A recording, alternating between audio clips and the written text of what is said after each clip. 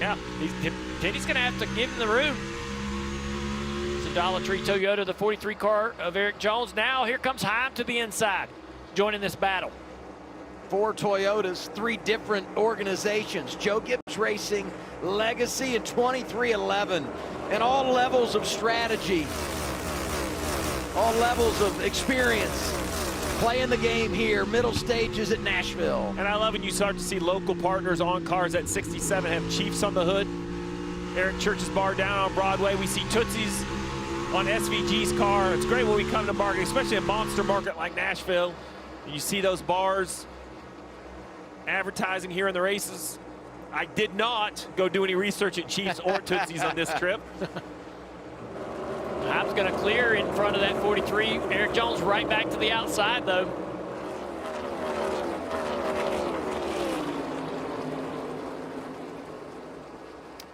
Carl and Jimmy Johnson's got to be proud to see the fight in that 43 car. They have the speed. Just going to be able to try to get that track. It's going to be a track position game. The cars with that type of speed, if they can get that track position late, they'll get a great result. Battle up here. Somewhere Corey LaJoie is smiling when he said my king of the track is going to be A.J. Allmendinger. And they're like, hey, okay, that's going out on a limb. That's getting gutsy. He wins the stage, and here he is running third. This is impressive stuff for Colleague. McDowell trying to get by the teammate Suarez for fourth. He's going to do it down here in turn 3 and 4. I ran into Bill Anthony, president of Spire Motorsports, today down in the garage, and he talked about that big win a week ago for the 7, and he was quick to remind me that McDowell was 1 position away at the road course. If it wasn't for SVG, they'd have a win with all 3 cars. Then he added, a lot of guys could say that about SVG at the road course, is just so good there, but now here's McDowell up inside the top 5. This Spire team is the real deal. A couple wins and consistently running inside the top 10. McDowell ran inside the top 10 last year here at this race, multiple laps throughout the race, so no surprise.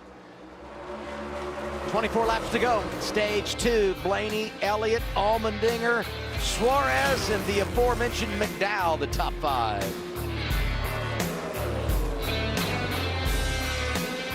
Jack. This time around. This onboard camera really shows the color change. So down the straightaway you see pretty clean concrete.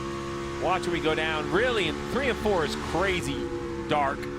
Down here, you know, there's a little bit right here in the middle of the corner. You kind of see that smeared rubber where the car really gets tight. That's where the front end's loaded. Down here in 3 and 4, though, it just jumps right off the page for me.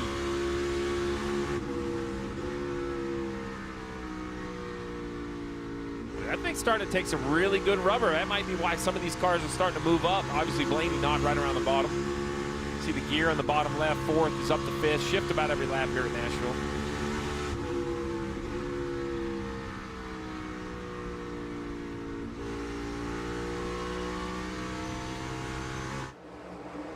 Good little bundle of cars right here battling for 8th. You got Suarez in 6th, 7th, Gilliland, and then the 8th place car of Larson, who's got the momentum off the top of the racetrack. And then Christopher Bell, he just passed Briscoe. We saw that a moment ago. So he's trying to grab a couple more spots right here. Going to be on the inside of Larson down the front straightaway. Here, finding their way. Now the caution is out, 6th of the night. Oh, man. And problems for Allmendinger, who was 3rd and having such a great evening. That's like another brake issue down now. Yeah, you got fire on the right front, so get it down there and get a car. We're having such a great run tonight. Yeah, stage 1, and he was running inside the top 5 here. Just the stage points alone were going to be a huge, huge bonus for this 16.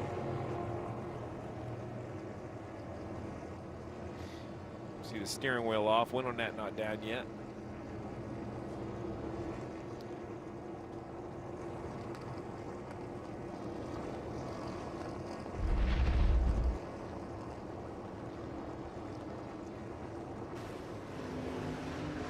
Oh boy. Man, that's tough to watch. Wow, what a huge impact for A.J. Allmendinger. Big, big hit.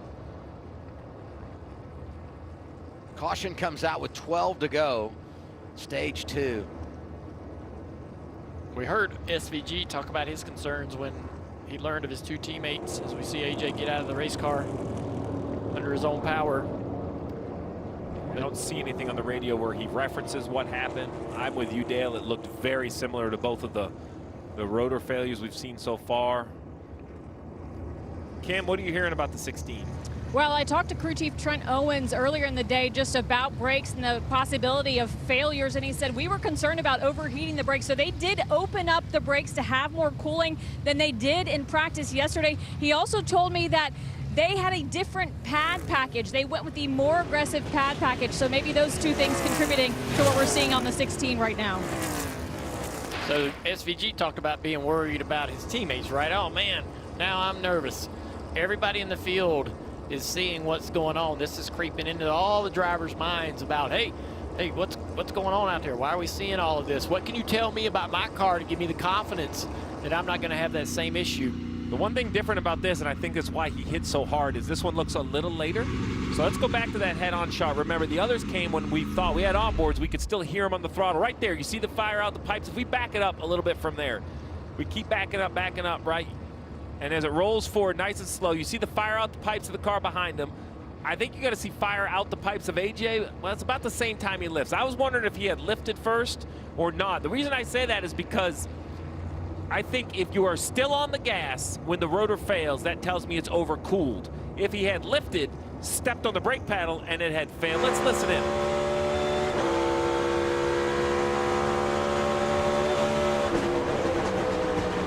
Now it's hard to tell. The others, I